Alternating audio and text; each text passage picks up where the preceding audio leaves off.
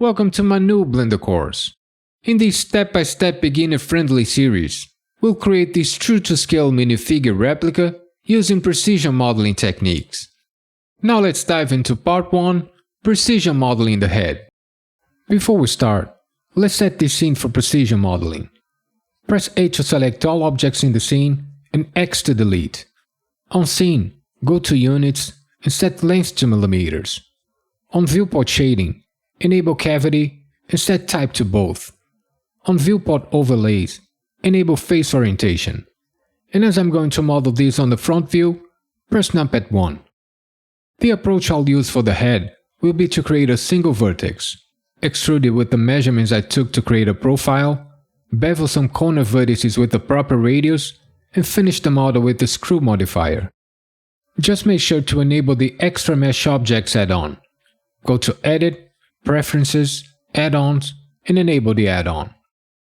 To create a single vertex, press Shift+A to add, go to Mesh, Single Vert, and add a single vert. Now we are going to move and extrude this vertex to create the profile. I'm going to start from the neck hole, and the depth is 9.22 mm. A fast way to do this is to press G to grab, Z to lock the axis, type 9.22, and enter to confirm.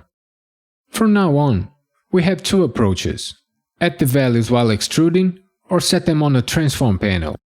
As we're dealing with diameters divided by 2 on the x-axis and heights on the z-axis, I have decided it would be easier to set the x location on the transform panel and the z while extruding. So let's press N to show the sidebar. With the vertex selected, press E to extrude and enter to confirm. This will duplicate the vertex at the same position. Now let's set this vertex location. The neck hole diameter is 4.85 mm, but as we are modeling only the profile, we just need half of this. On the transform panel, set the x location to -4.85 divided by 2. Now we need to move this vertex back to 0 on the z-axis. Press E to extrude, Z to lock the axis, type -9.22 and enter to confirm. The neck diameter is 6.35 mm, so let's repeat the same steps as the neck hole.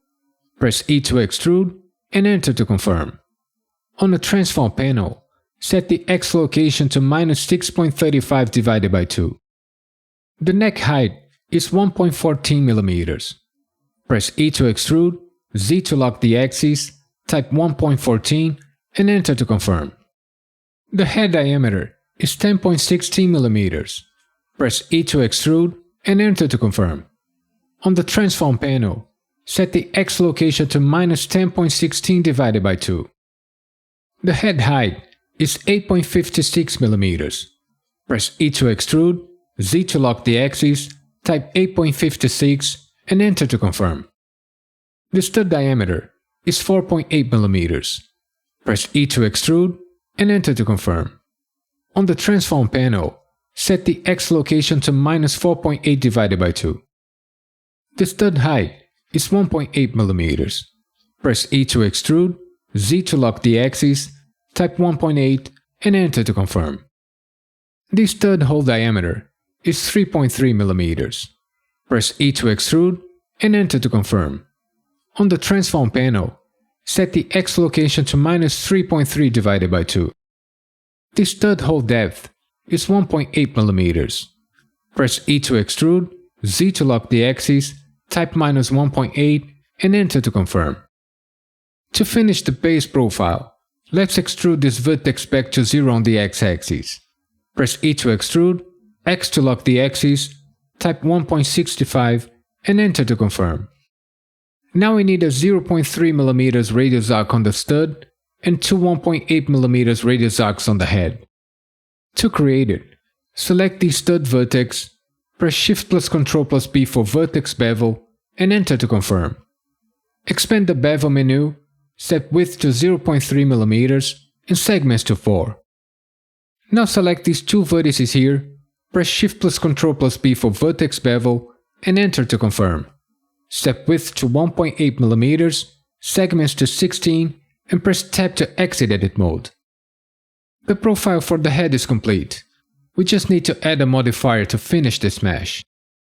Go to Modifiers, click here to add modifier, go to Generate, and add a screw modifier. Set steps to 64, enable merge, and set merge distance to 0.01 mm. If your mesh normals went crazy like mine, just go to Normals and enable Calculate Order. To finish the head, let's apply the screw modifier. With the mouse cursor over the modifier, press Ctrl+A to apply. Now on the viewport, right mouse and select Shade Auto Smooth. And for last, press F2 to rename and rename it Head. And with that, we finished part 1.